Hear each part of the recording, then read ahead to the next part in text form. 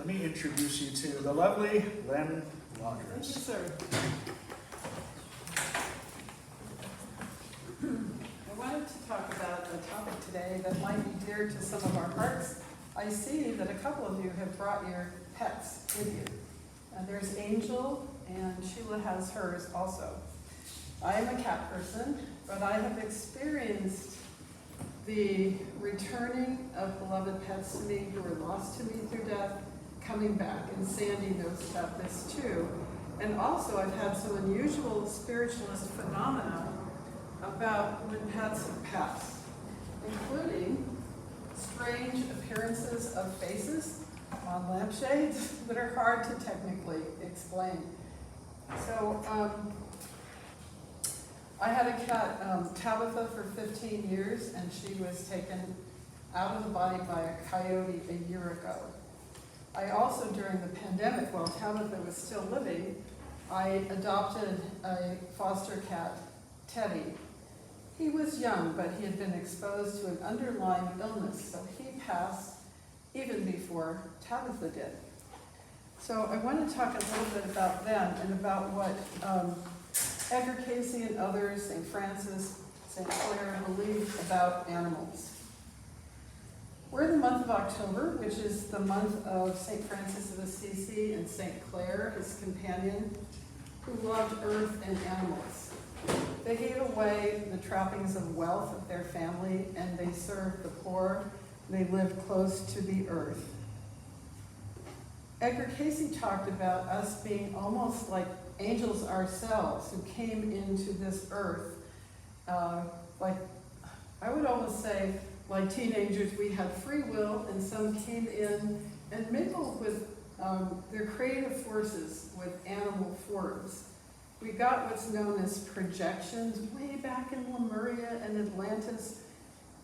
We think of mermaids and centaurs.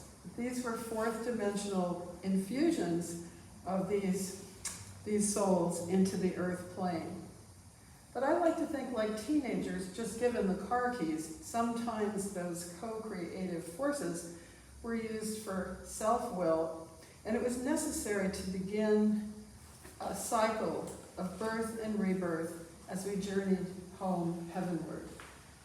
Edgar Cayce reading suggested that we will have one thing the angels don't have when we journey ultimately through our different lives heavenward, and that is a sense of humor, which I think living here on this earth can give us. But there are two principles about our journeys, and one is that I believe, as do many of the world's people, that we don't just live once, but we go through a series of lives and experiences. Someone in my church, Michael Ginsberg, God bless him, just passed into spirit, but I have the sense, as a spiritualist, of his continuing presence. And we said that this morning, that we continue, whether in this body or moving beyond. I could take off this vest at night, and it might be like taking off an earthly body. But I have an inner light body that continues. And what I do returns to me. Fortunately, our bonds with our animals, and as we lately are learning more and more to be compassionate to the animals, we gain great unconditional love for them, and they help us along the way if we're lucky enough to know them.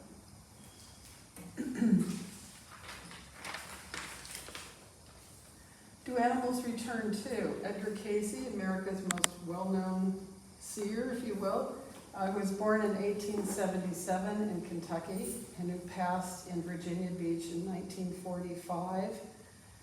Wasn't asked too often about animals, but fortunately one woman asked about her little dog, and he named Mona, and he said, well, she's been with you before, but she might have been, and I don't remember all the animals. She could have been a little dog, or she could be, for example, maybe your tiger in Egypt. I mean, your closest animals recur in different forms with you. So my experiences with this occurred with my late husband, Joseph Haddocks, who was a past life regressionist hypnotist, and he wasn't sure about reincarnation until we lost a cat, and he saw that cat return to us in a new form.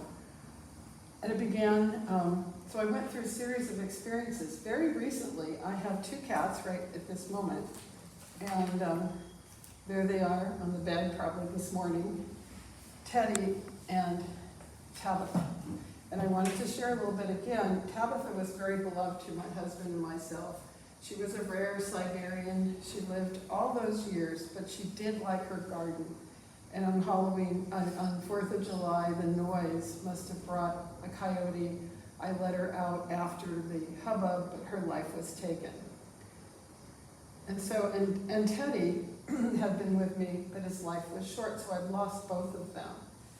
And I listened to intuition, because I think we're guided to the right animal and pet that's really a part of us. Sheila was saying that this morning.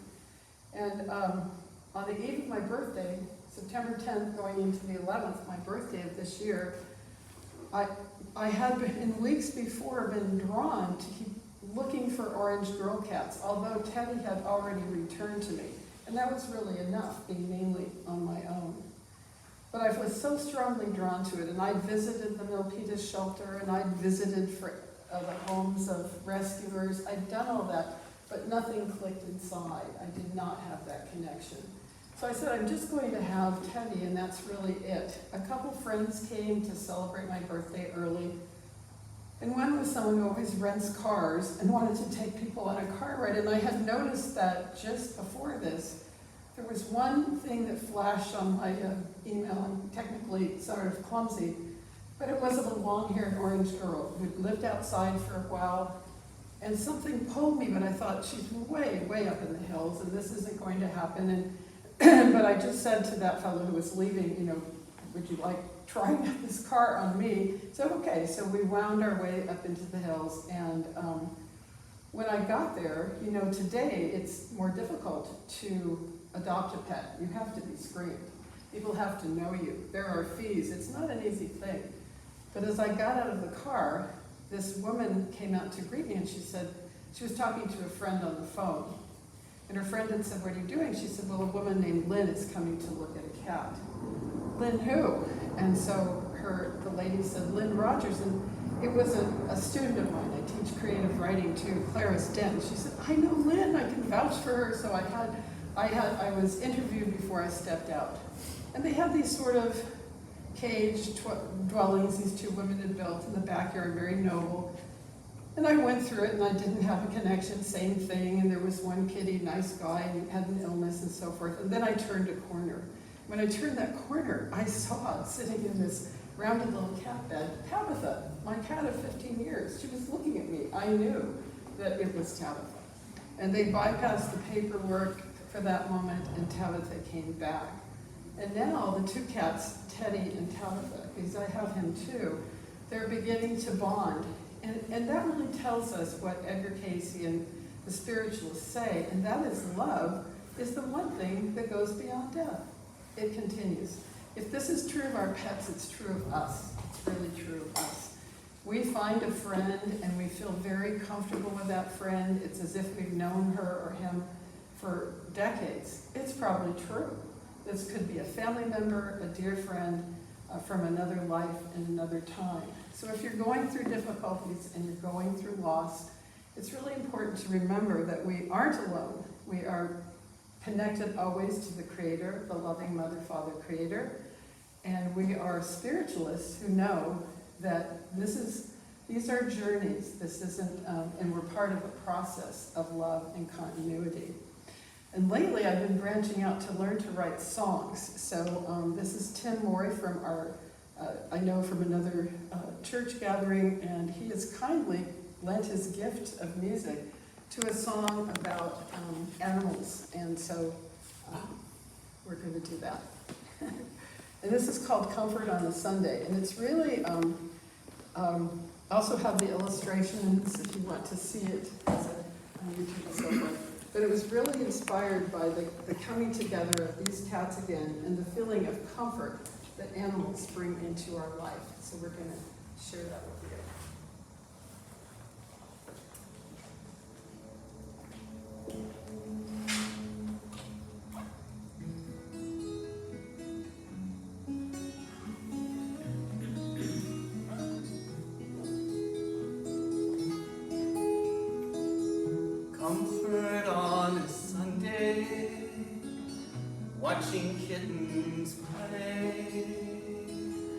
relaxing in your company.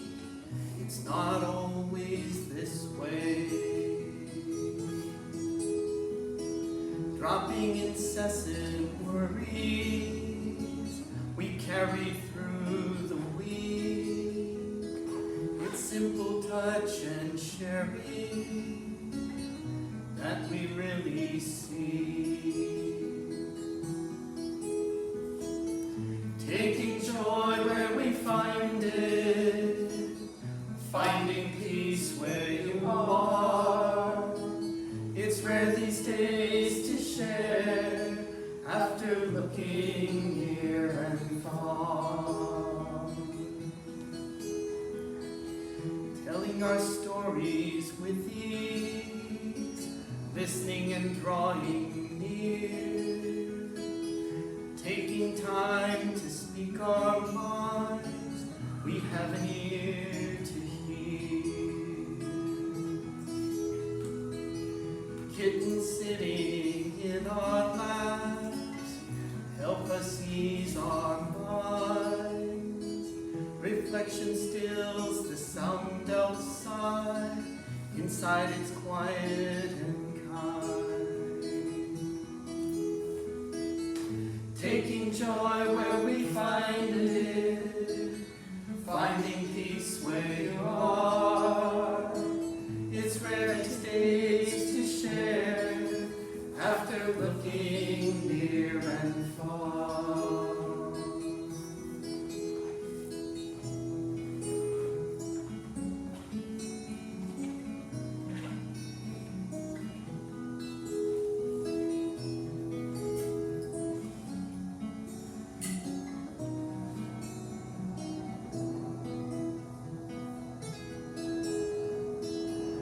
Comfort on a Sunday, watching kittens play, relaxing in your company.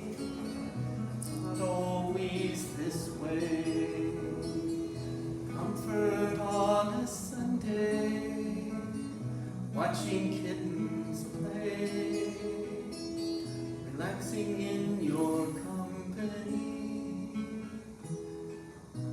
Thank you for this day.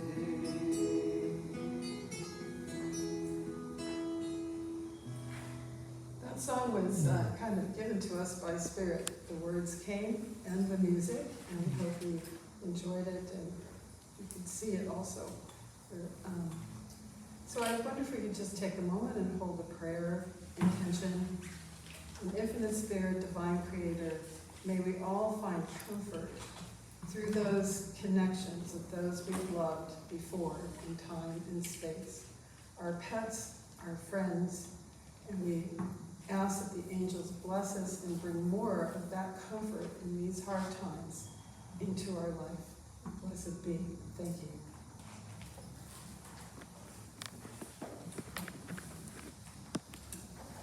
There are pictures up here for you to see.